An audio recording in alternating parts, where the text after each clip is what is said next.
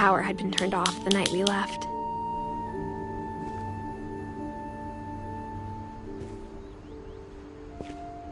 For the first time in years,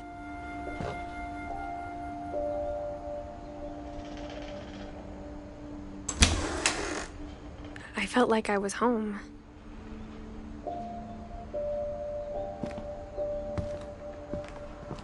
But instead of a family, there were just memories of one.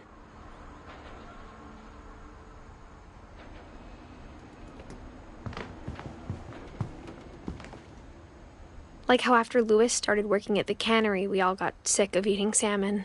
Except our cat, Molly.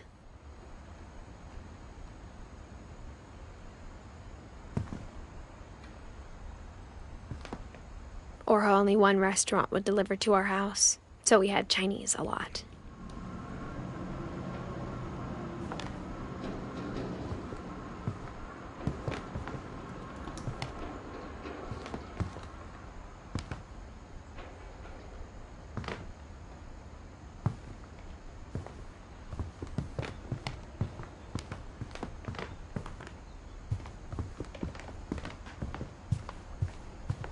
The table was still a wreck from the night we left.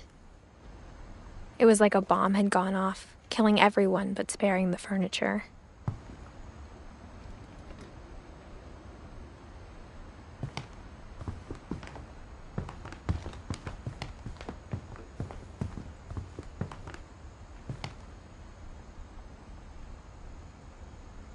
My mom was the only one of us who could imagine Great-Grandma Edie living in a nursing home.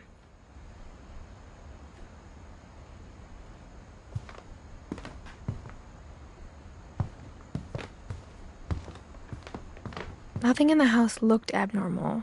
There was just too much of it, like a smile with too many teeth.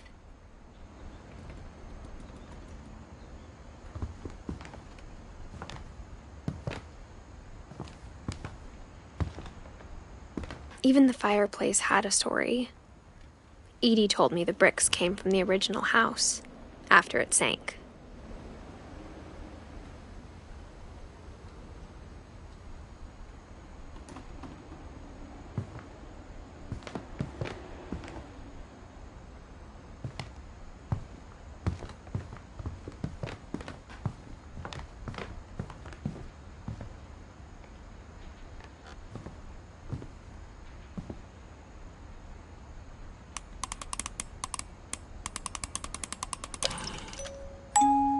Great-Grandpa Sven built a music box for Barbara, along with the rest of the house.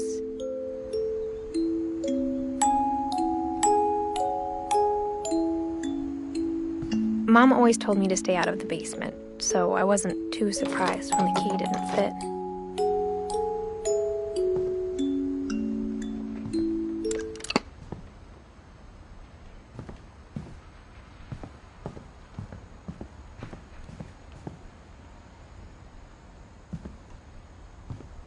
My mom wasn't much of an optimist, but she never stopped believing that my brother Milton was alive. A lot of things got left behind in the whirlwind of that last night.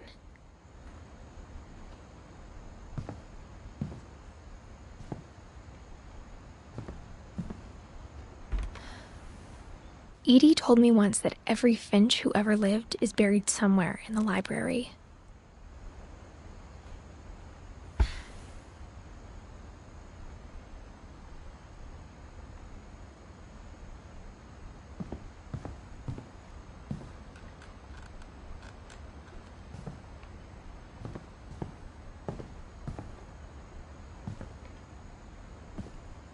After Milton disappeared, Mom sealed up all the bedrooms. Then Edie retaliated and drilled peepholes.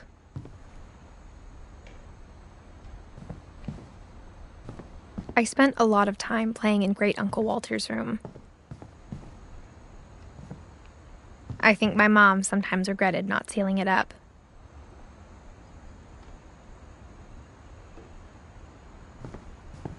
Louis told me there were secret passages, but I never believed him.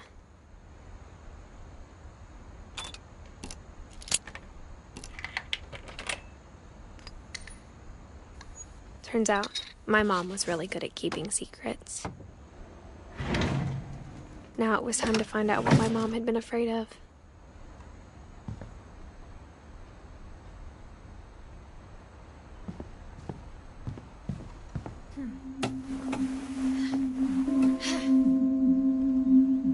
From the paintings on the wall, it was clear my brother Milton had been here before me.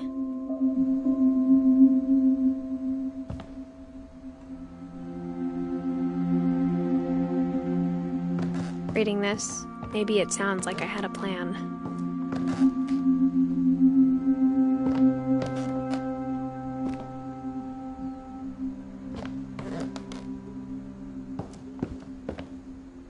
But I had no idea what was behind that door.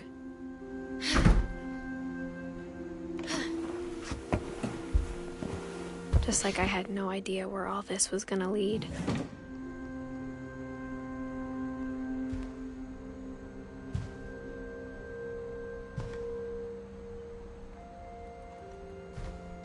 I grew up looking at Molly's room through the peephole. Being inside for the first time, I felt like I'd stepped behind a painting. Molly's gerbil had a tiny bedroom with its own even tinier gerbil cage.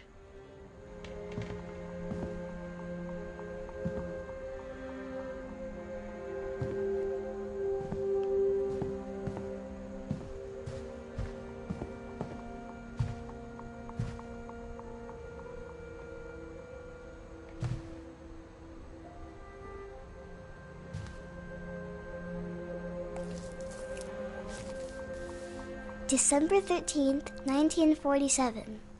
Dear Diary, I'll be gone soon, but I wanted to tell somebody about what's gonna happen. It started when Mom sent me to bed without dinner.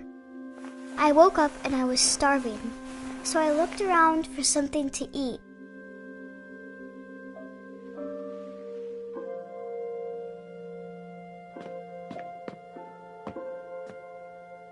The gerbil food was dry, but I didn't mind it.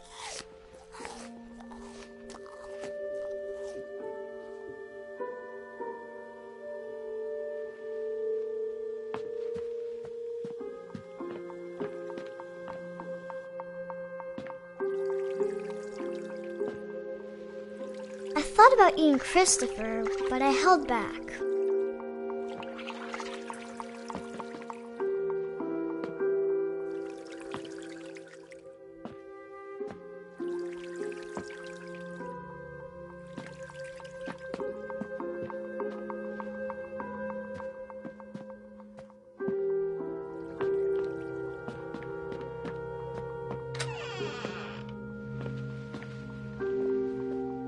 I kept eating and eating.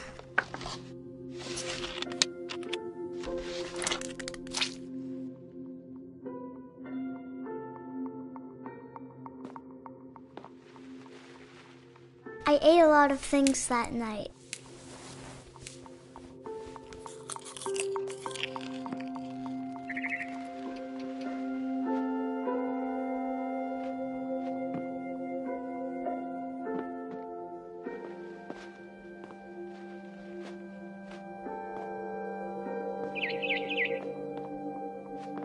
Then I heard chirping outside my window.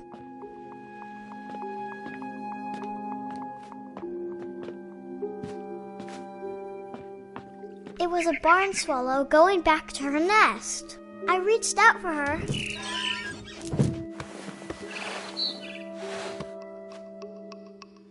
And suddenly, I was a cat.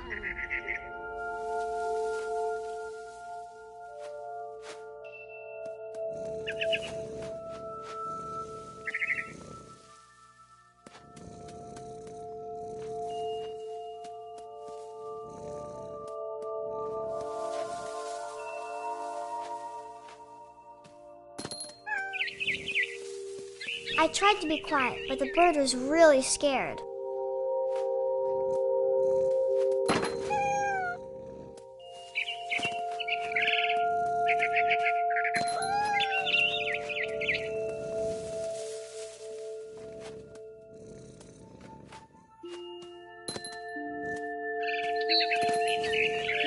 Mom and Dad didn't even look at me.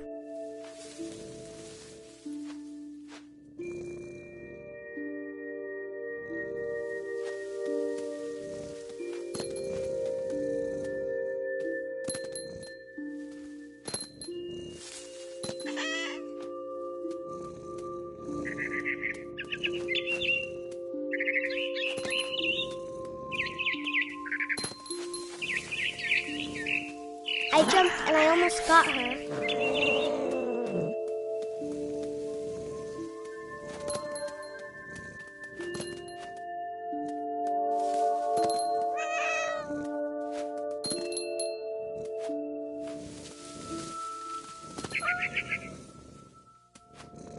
I could tell she was getting really tired.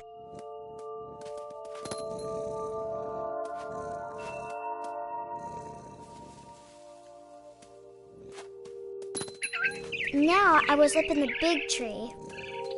I promised Dad I wouldn't climb it anymore. All I cared about was eating that mama bird.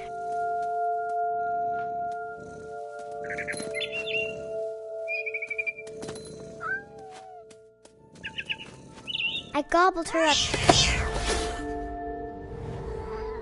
And suddenly, I was an owl. First, all I heard was the wind.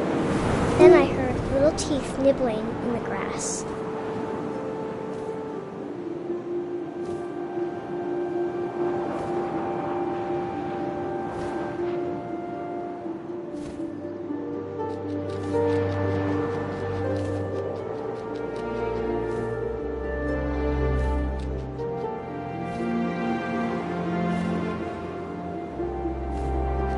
Rabbits.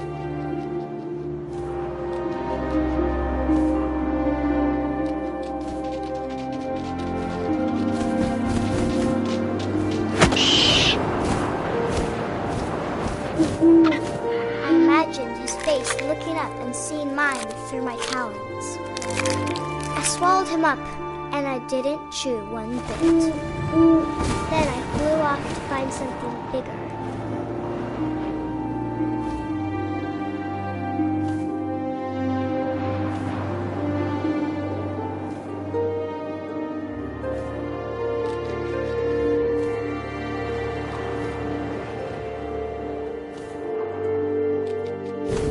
A mama rabbit.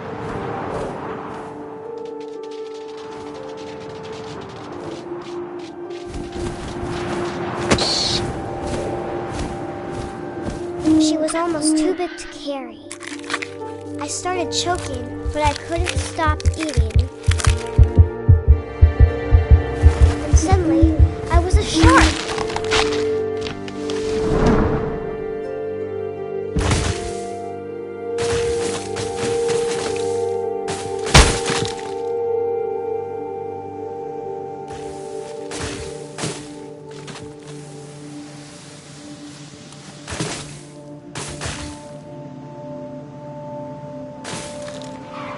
I rolled off a cliff and into the ocean.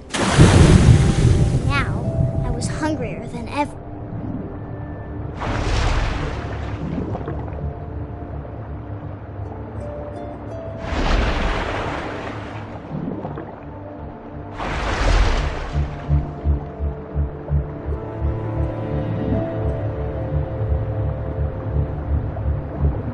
I wanted fat, juicy seeds.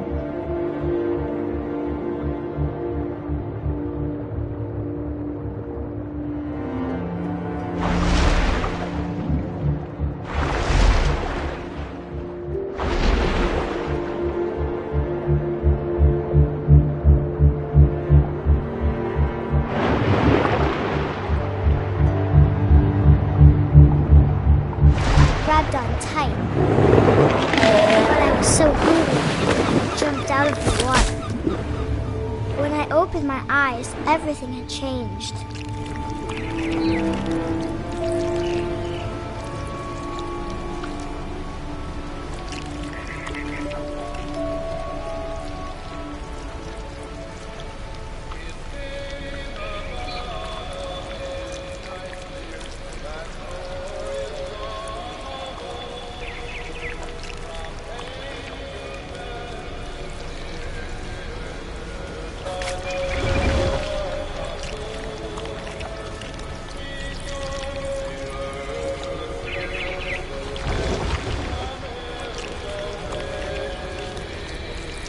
Now I was a monster, and I smelled people everywhere.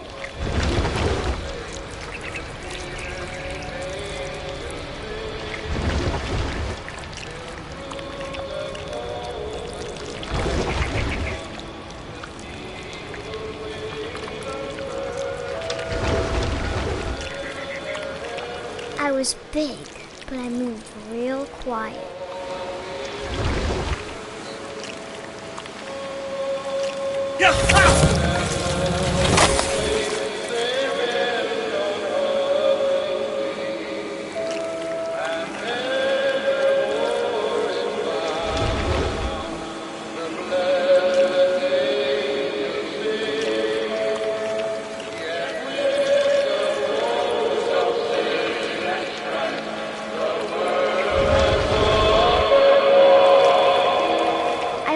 to stop, but also I didn't.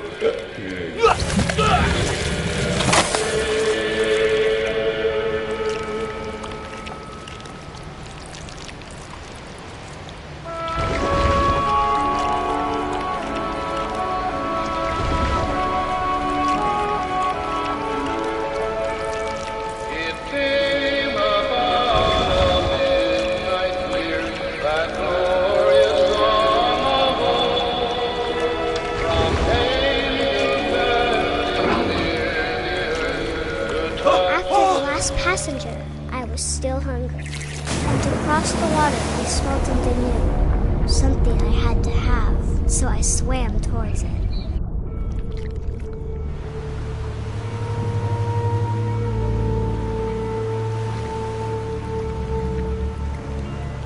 I slithered onto the sand, and the good smell went into an old pipe.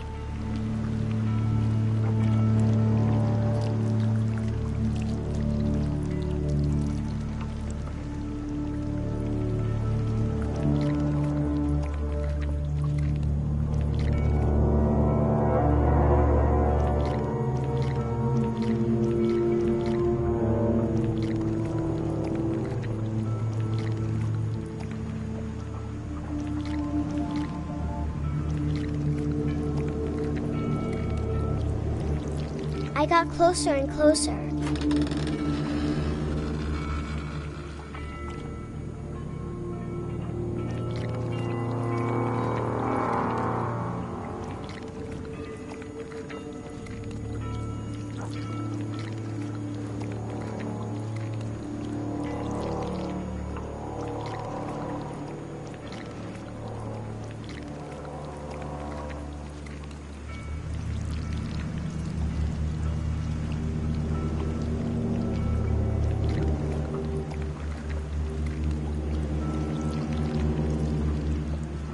All of my stomach started growling.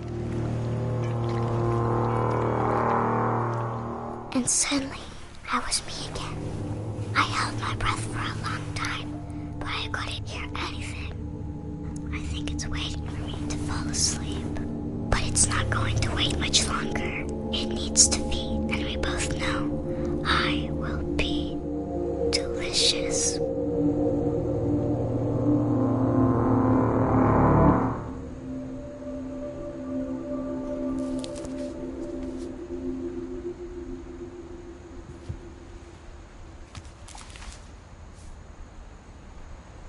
I'm not sure if I believed all of that, but I'm sure Edie would have.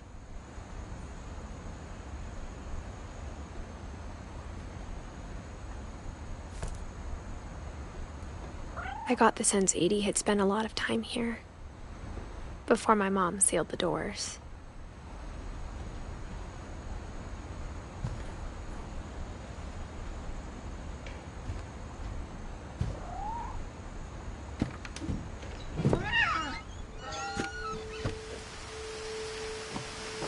This will be obvious later, but my mom never told me any of these stories. Edie would have, but Mom didn't like bringing up the past. Though, when we adopted a stray kitten, she was the one who named it Molly. I spent a lot of time in Great-Grandma Edie's room.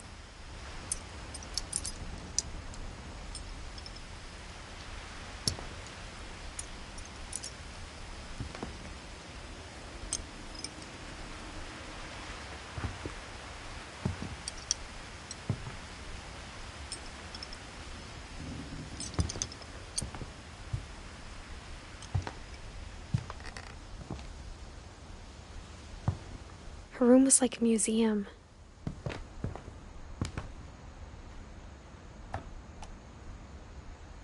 For 500 years, the Finches have been famous throughout Norway for their fortune and misfortune.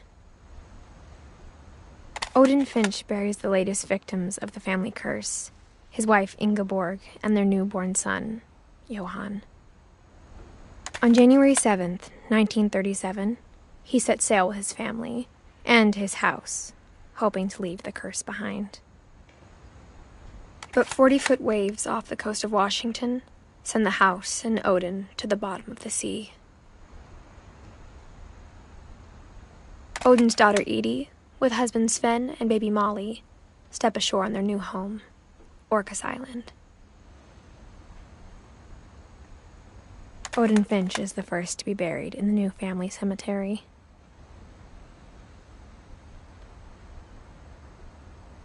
His daughter Edie is already dreaming of a new Finch house.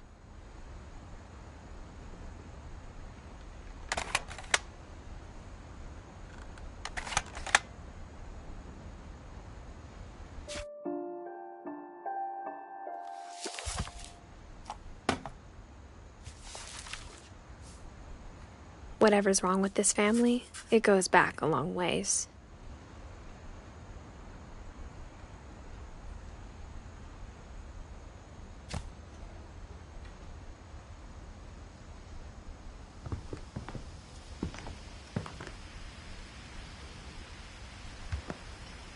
Louis died a week before we left, but Edie had already started to memorialize him.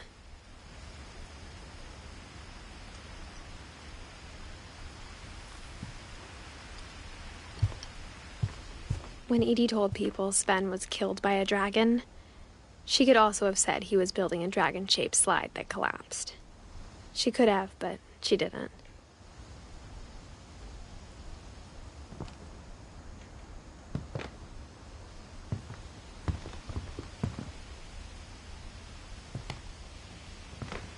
One summer, they evacuated the island, but Edie refused to go.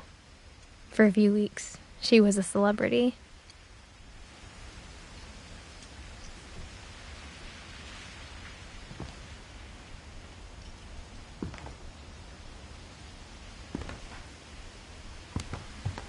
Edie gave a big interview about a mole man living under the Finch house. My mom was furious.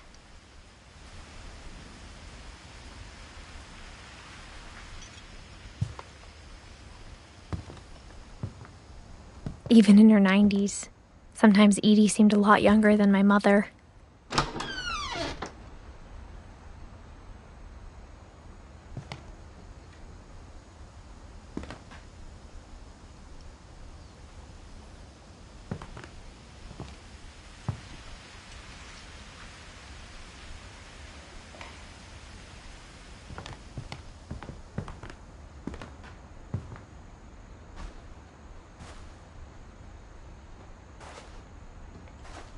The only trace Grandpa Sam's first wife, Kay, left on the house was the pink bathroom. It was a pretty big trace.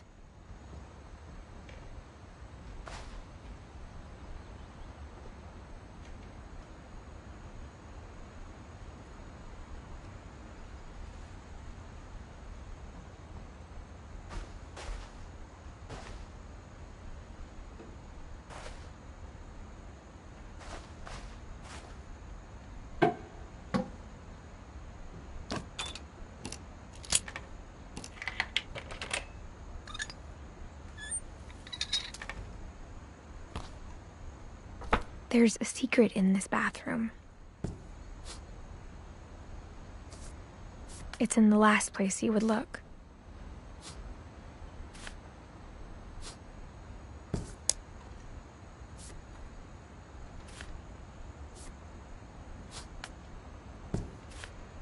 It isn't in the cupboard. It's hidden in this book.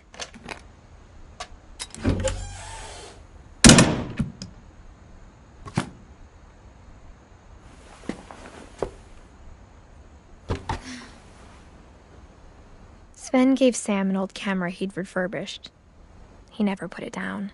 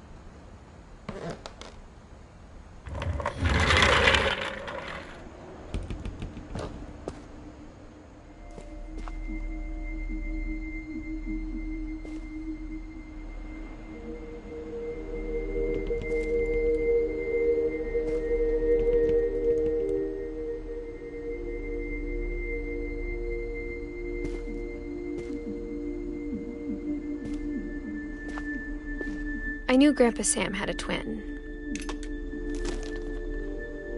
and that he never talked about him.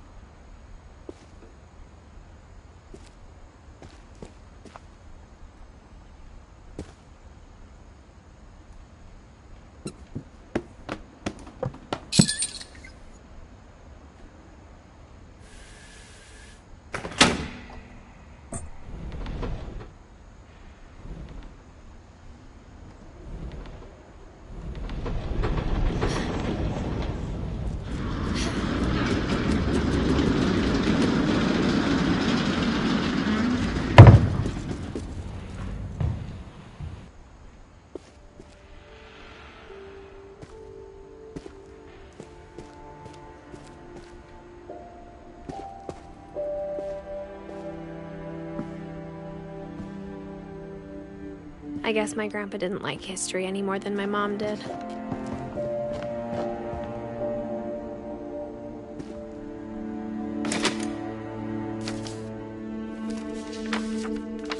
How I Want to Remember My Brother by Sam Finch. The thing I remember is that when he made up his mind, that was it.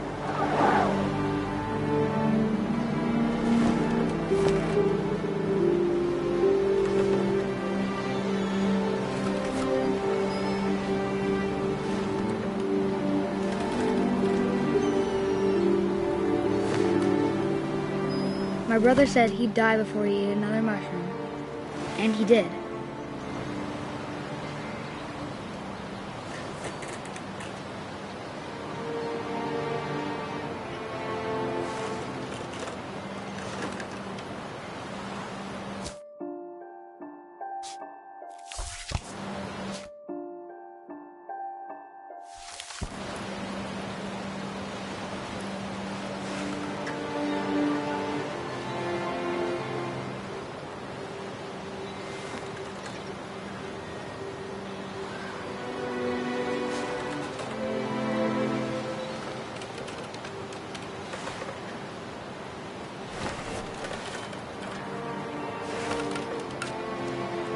At Barbara's funeral, we swore we'd never be afraid again, and he wasn't.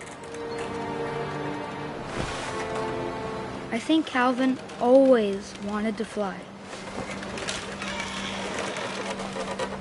Sam! Calvin!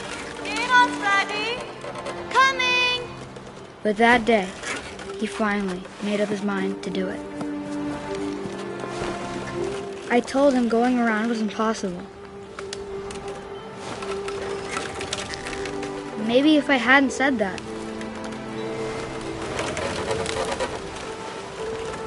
Calvin, I'm not gonna tell you again. Maybe if the wind hadn't picked up.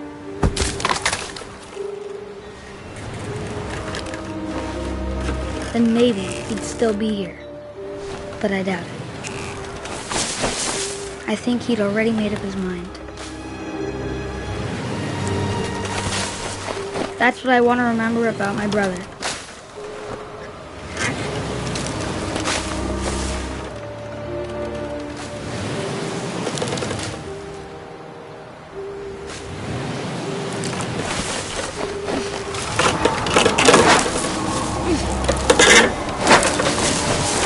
That's the day he made up his mind to fly.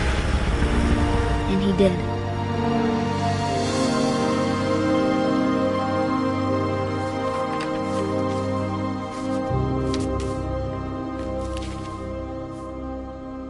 Calvin's story felt strangely familiar. When I was younger, I remember trying to do the exact same thing.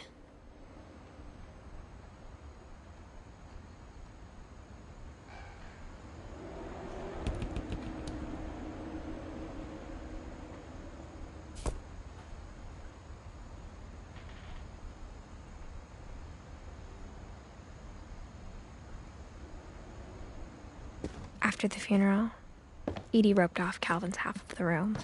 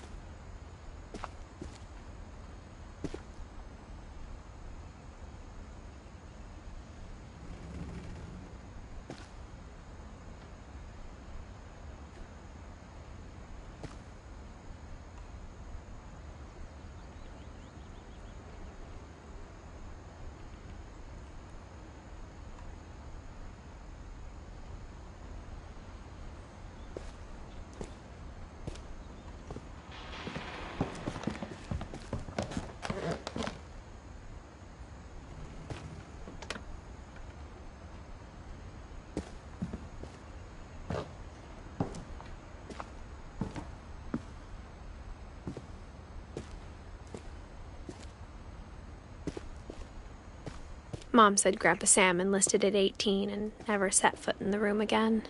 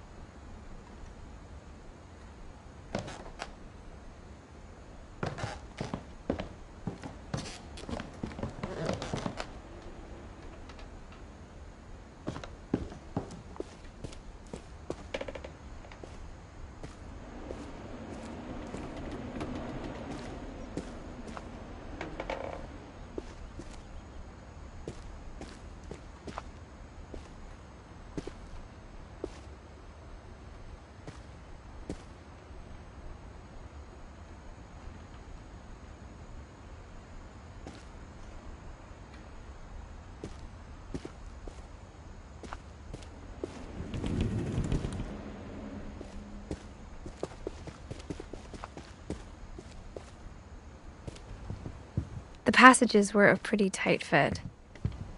They'd obviously been built for smaller hands and bellies.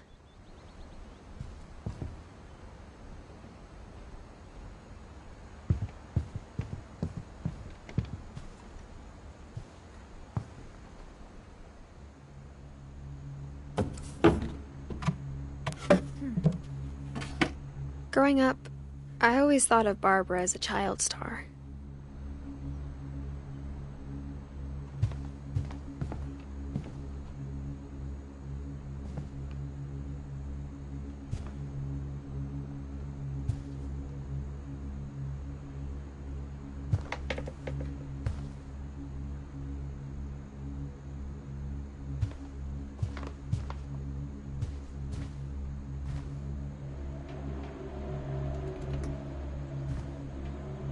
I never thought about how hard it must have been for her afterwards.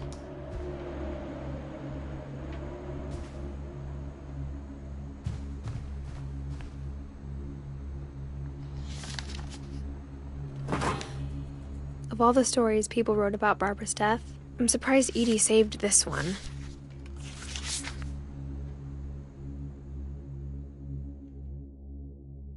Old Jack here with another ghastly tale inspired by America's most unfortunate family.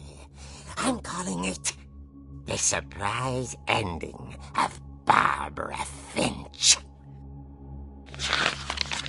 As a child star, Barbara was famous for her scream. Now at 16, she was all washed up. A has-been. But in a lucky break, she'd been asked to perform her signature scream at a local convention for monster movie fans. It was just the boost her career needed. Unfortunately, her scream hadn't aged well. Getting better. I think you just need the right motivation.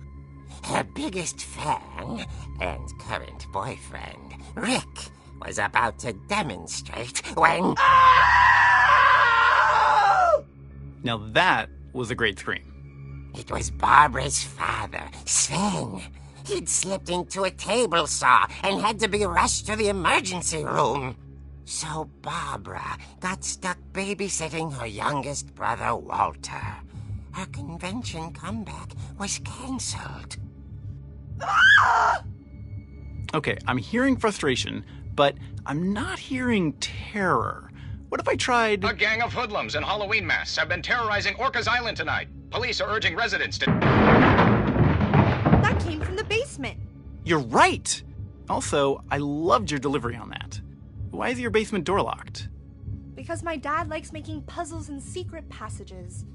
There's a key hidden in the music box. The secret is to keep winding and winding until finally the key pops out. Thanks, babe. I'll be back in a sec. 20 minutes later, Rick hadn't returned. So Barbara went to look for him, right on cue. She reached for the music box.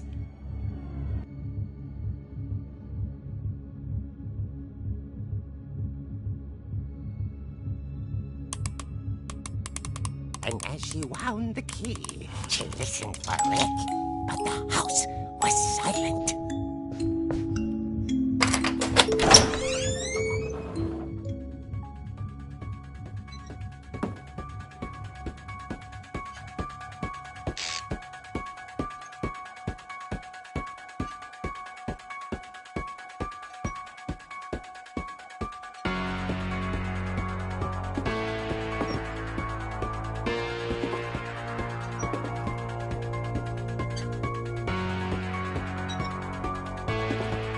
She found Rick's crutch and imagined the worst.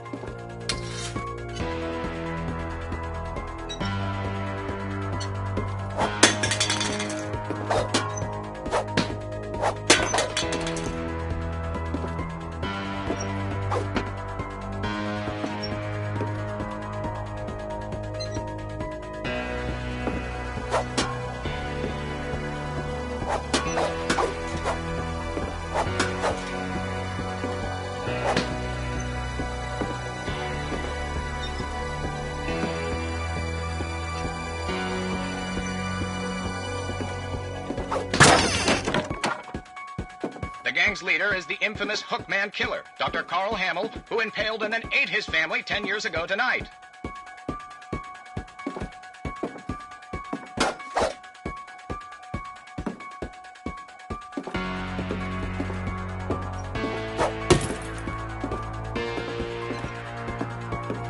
The old fridge rattled and grew still.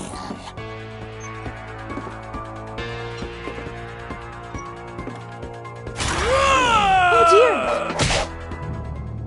Oh! Rick? Barb, relax. I was just trying to scare you to help you find your scream. Well, I'm not scared, Rick. I'm furious. Then act furious. All I'm getting from you now is that you're hurt and confused and you... She threw him out, but she kept a little something to remember him by.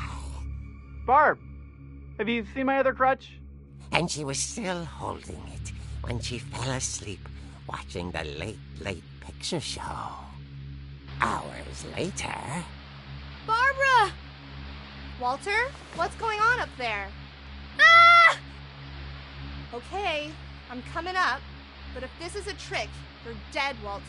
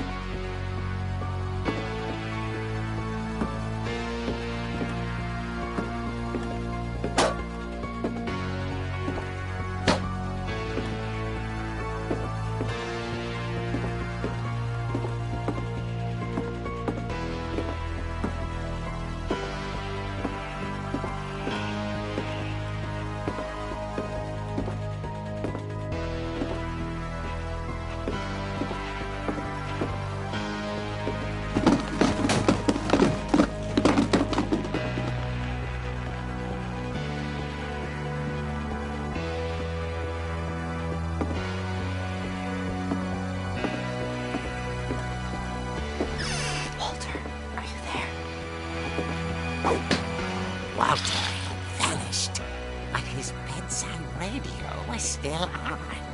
Orcas Island police describe the man as 6 feet tall, with a steel hook for a hand.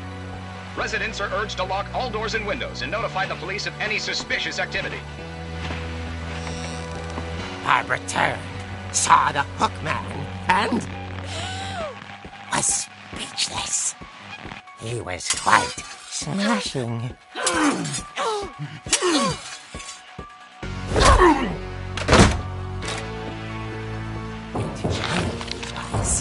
He couldn't get enough of Barbara.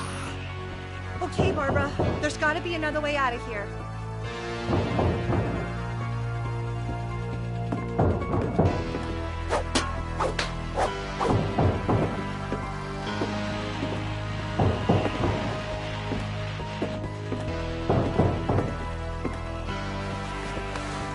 Night, she played her part beautifully.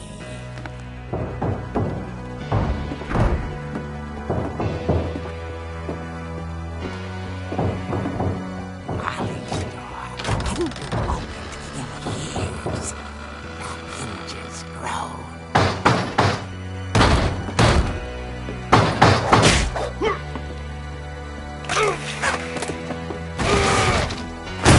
He wasn't moving, but she sensed the story might not be over yet.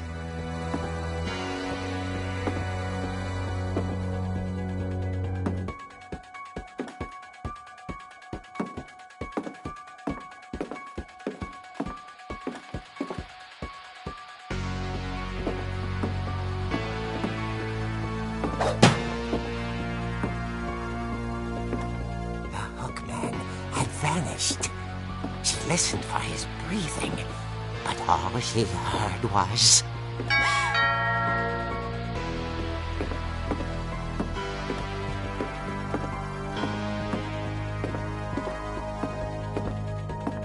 At the door, she heard whispering. It was coming from inside the house.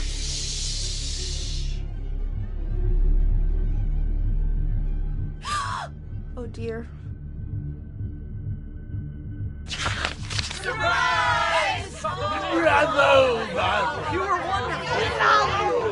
monsters had come to surprise her.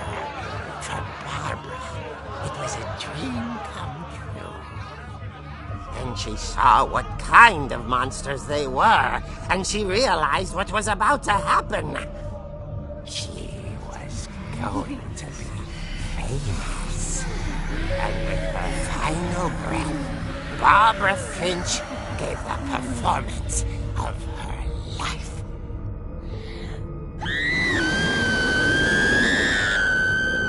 I wasn't there myself, but I hear Barbara was magnificent.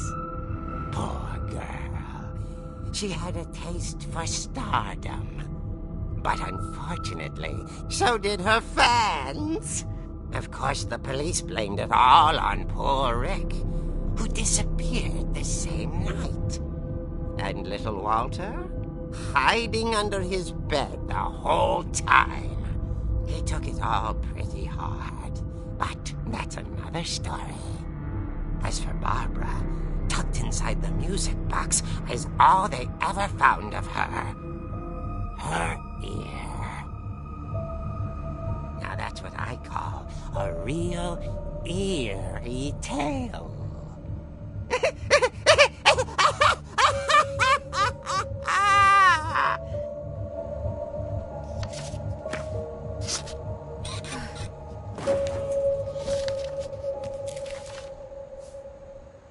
Edie told me all Barbara wanted was to be remembered, as absurd as that comic was. Maybe what Edie saw was a happy ending.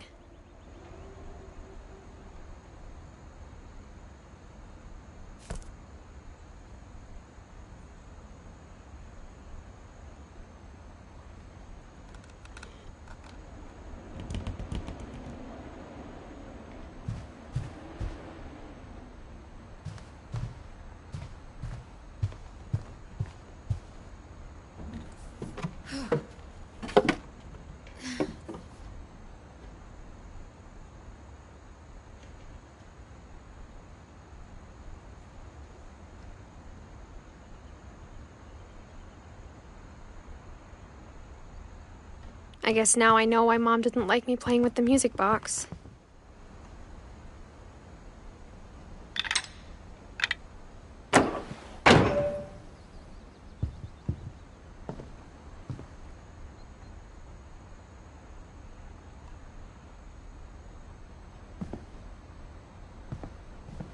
Edie's father, Odin, built the original house. Whenever people ask me about my family, the first thing they always want to know about is Barbara. Mom must have locked the third floor stairs on the night we left.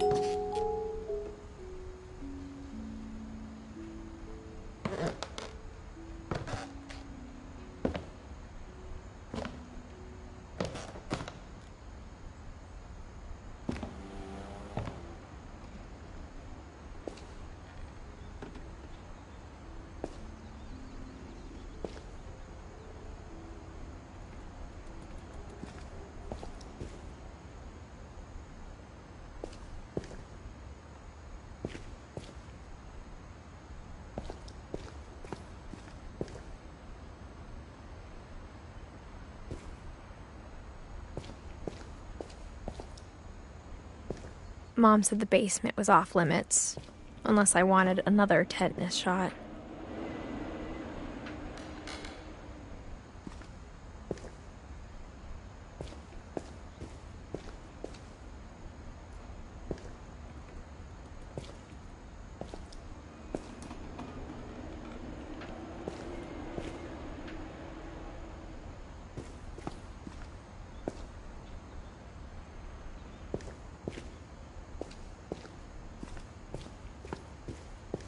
I saw Edie sneak down to the basement once, carrying packages.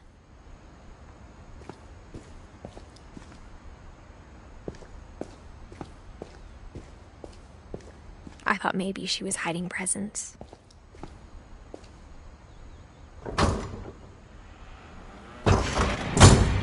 It turned out she was hiding a lot more than that.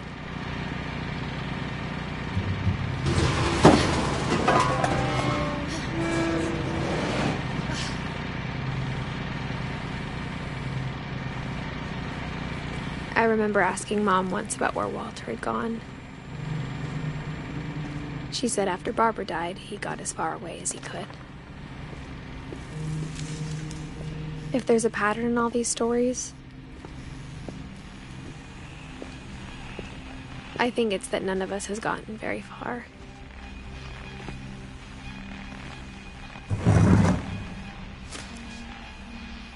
Goodbye, everyone. I can't believe I've been down here for 30 years. On that first day, after the shaking started, I didn't think I'd survive a week.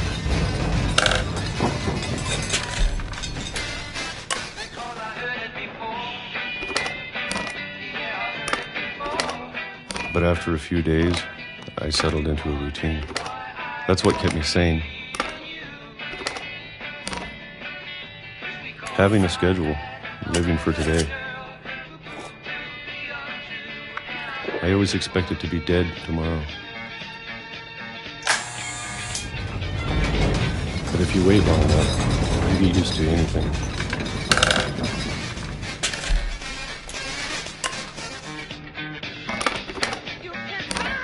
Even a monster on the other side of a door starts to feel normal.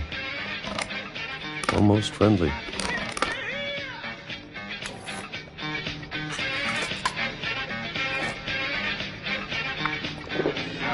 And then one day, everything just stopped. Whatever that thing was, it was gone. Maybe it got tired of waiting. Or maybe I just got tired of being afraid.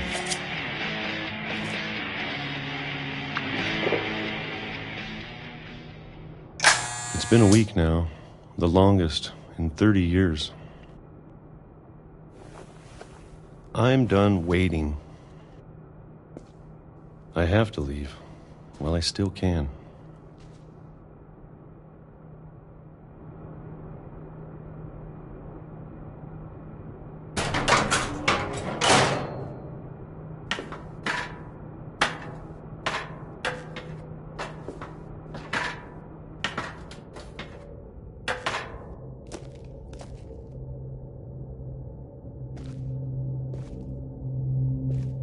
I know it's out there, somewhere. Whatever killed Barbara and Molly and Calvin. Maybe this is all a mistake. But I need to stop living the same day. Even if it kills me.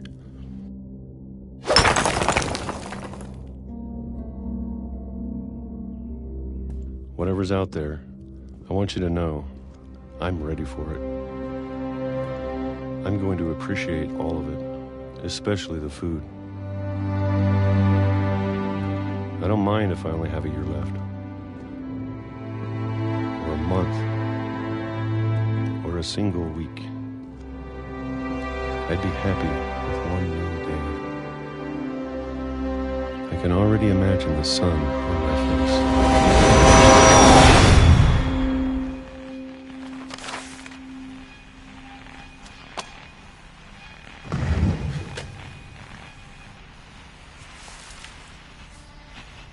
Walter died when I was 6.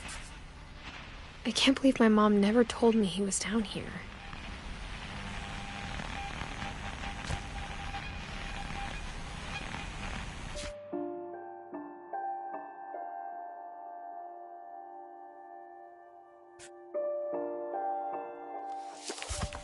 I'm sure my mom was trying to protect me.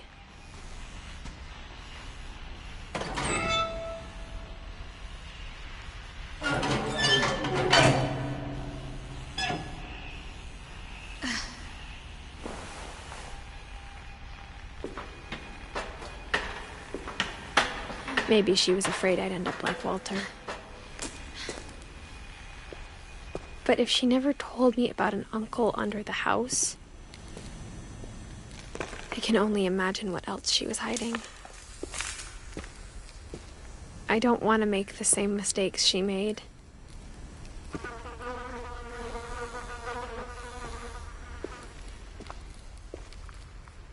Trying to bury something that's still alive. Now that there's only one of us left, or maybe 2, I thought it was time I heard the stories for myself and found out what happened to everyone else. But now I'm worried the stories themselves might be the problem. Maybe we believed so much in a family curse, we made it real.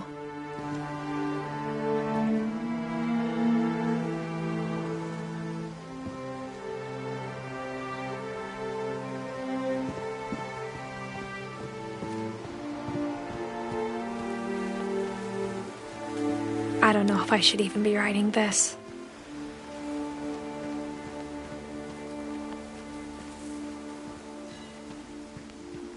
Maybe it'd be better if all this just died with me.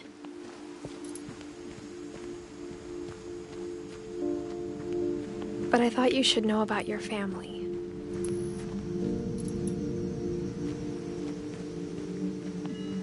And the history you're a part of.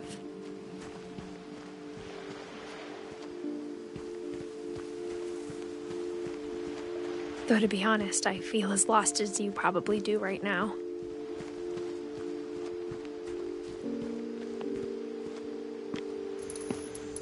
I think the people in these stories believed them, for what that's worth.